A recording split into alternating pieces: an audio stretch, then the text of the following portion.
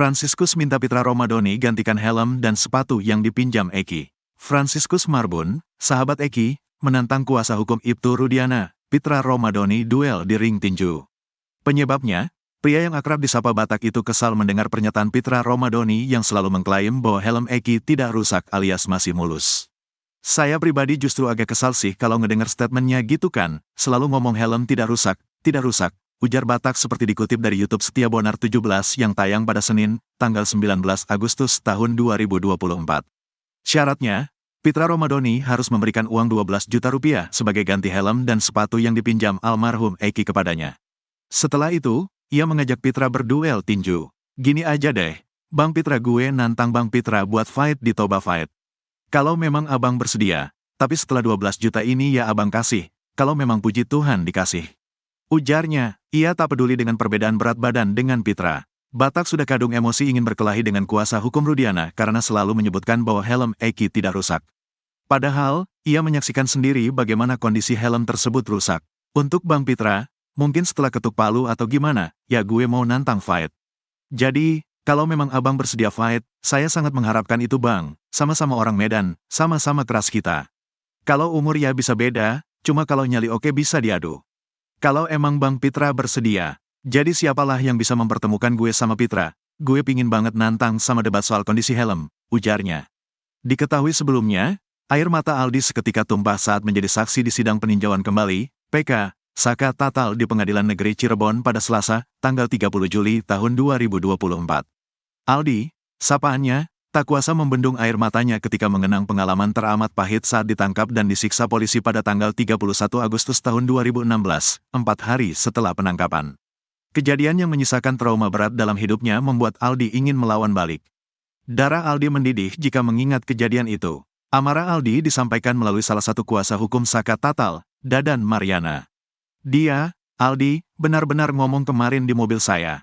Aldi udah kalap teringat kembali memori masa lalu, kata Dadan Mariana seperti dikutip dari YouTube @factualnews77 yang tayang pada Jumat, tanggal 2 Agustus tahun 2024. Ia bahkan ingin berduel dengan Ibtu Rudiana demi menuntaskan dendamnya. Dendam terhadap Ibtu Rudiana ingin diselesaikan dengan berduel di atas ring tinju. Bahkan, dia ngomong, nyari kemana ya pak? Saya mau cari ring, tinju, maksudnya cari ring apa? Saya mau cari ring, saya mau fight dengan Pak Rudiana, kata Dadan Mariana menirukan percakapannya dengan Aldi saat itu.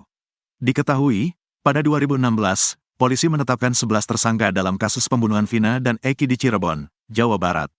Kemudian, 8 pelaku telah diadili, yakni Jaya, Supriyanto, Eka Sandi, Hadi Saputra, Eko Ramadhani, Sudirman, Rivaldi Aditya Wardana, dan Saka Tatal.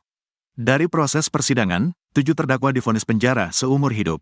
Sementara satu pelaku bernama Saka Tatal dipenjara 8 tahun karena masih di bawah umur saat melakukan kejahatan tersebut.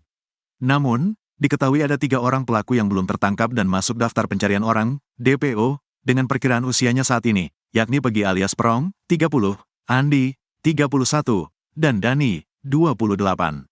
8 tahun berlalu, polisi membuka lagi perkara ini usai menangkap salah satu buron, yakni Pegi Setiawan alias Egi alias Prong pada tanggal 21 Mei tahun 2024. Menariknya, Pegi alias Prong dinyatakan sebagai tersangka terakhir dalam kasus ini. Padahal, diketahui sebelumnya ada 3 orang buron. Polisi lantas merevisi jumlah tersangka menjadi 9 orang dan menyebut bahwa 2 tersangka lain merupakan fiktif belaka. Namun, belakangan Pegi Setiawan dinyatakan bebas dari sidang pra-peradilan yang dipimpin oleh Hakim Eman Sulaiman di Pengadilan Negeri Bandung.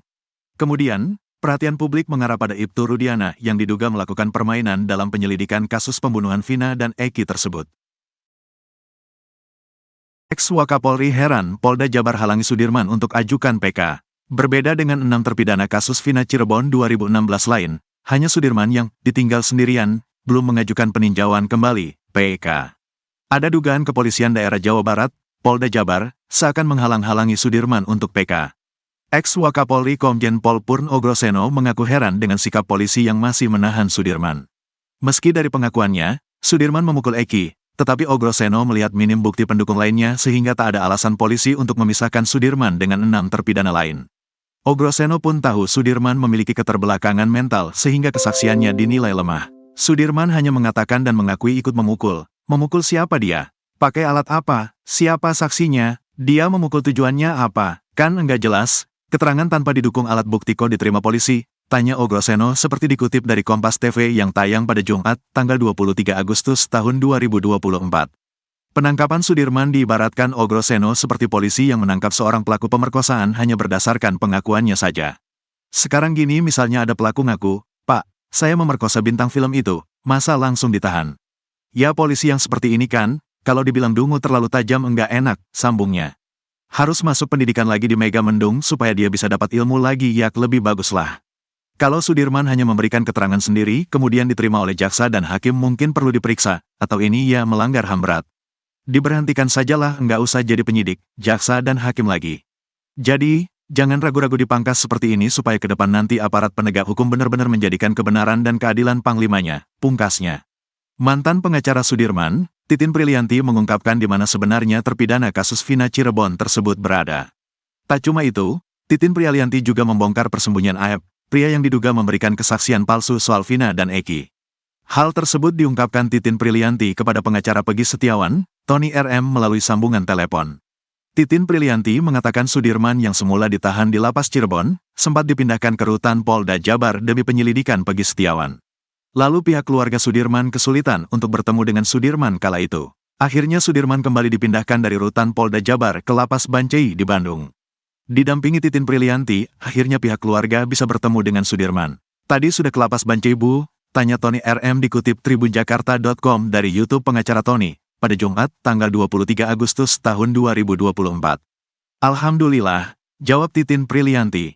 "Benar sudah ketemu dengan Sudirman?" tanya Tony RM. "Ada dia di sana dari tanggal 15, walau kami dapat informasinya dari tanggal 19, imbuh Titin Prilianti.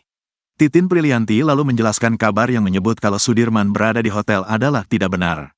Selama pihak keluarga tidak bisa menemui Sudirman, ternyata pria retardasi mental tersebut diduga sengaja disembunyikan di tahanan wanita. Titin Prilianti menegaskan yang berada di hotel adalah Aep. Selama ini dia di Polda Jabar bukan di hotel, dia ada di tahanan wanita, disimpannya di situ, makanya tidak diketahui. Kan kalau tahanan wanita jarang ruangannya dipakai, kata Titin Prilianti. Kalau yang tinggal di hotel itu Aep, imbuhnya. Linda Sesumbar ngaku berjasa ungkap kasus Vina lewat kesurupan. Linda, teman dekat Vina, mengaku bangga karena bisa mengungkap kasus Cirebon pada 2016 silam. Ia mengaku menjadi sosok paling berjasa karena pertama kali mengungkap kasus pembunuhan Vina dan Eki lewat kesurupan. "Aku saksi dari keluarga Vina, keluarga korban. Aku cuma kesurupan, gara-gara aku jadi keungkap," katanya. Kesurupan yang dialami Linda rupanya menjadi rujukan keluarga korban hingga akhirnya 8 orang mendekam di penjara. Linda, perempuan yang sempat viral karena kerasukan arwah Vina, memberikan sindiran menohok kepada sahabat Vina, Mega Lestari dan Widya Sari. Perempuan bernama lengkap Andi Malinda Putri Utami tersebut meragukan kesaksian Mega dan Widya. Ia meyakini jika pertemanan Vina, Mega dan Widya lebih dekat dari pengakuan mereka. Hal itu menyinggung pernyataan Widya yang mengaku bahwa dia hanya sebatas kenal dengan Vina sewaktu di bangku SMK. Widya kemudian dikenalkan Vina oleh temannya. Sampai kemudian, Vina tiba-tiba mampir ke rumah Widya Sari dan bertemu dengan Mega Lestari. 1 atau 2 tahun kemudian, Widya Sari dikenalkan oleh temannya pada Vina. Keduanya menceritakan sangat detail tentang runutan kegiatan pada Sabtu tanggal 27 Agustus tahun 2016. Hari di mana Vina dan Eki tewas di jembatan Talun Cirebon. "Kamu percaya, Widi, Mega baru kenal 1 minggu atau 1 tahun lah udah punya panggilan sayang, dan Vina sering tidur di situ. Pakai akal logikamu Beb. Posisikan dirimu Vina, apa iya gak deket bisa senyaman itu?" tulis Linda di kolom komentar akun TikToknya. Saksi kasus Vina Cirebon, Arta bersama Eki membeli obat terlarang pada Sabtu tanggal 27 Agustus tahun 2016. Arta bersama Eki dan Vina mengonsumsi miras dan obat-obatan terlarang. Selain itu, Linda meragukan kesaksian Mega dan Widya di malam jelang Vina dan Eki tewas. Sebelumnya, kesaksian Widya Sari dan Mega Lestari sempat mematahkan hasil putusan sidang yang menyatakan Eki dan Vina dikejar pelaku depan SMP 11 Cirebon pukul 21 waktu Indonesia Barat. Pasalnya Widya Sari menyatakan masih berkomunikasi dengan Vina pukul 22 waktu Indonesia Barat. Vina lalu masih membalas pesan tersebut di pukul 22.14 waktu Indonesia Barat.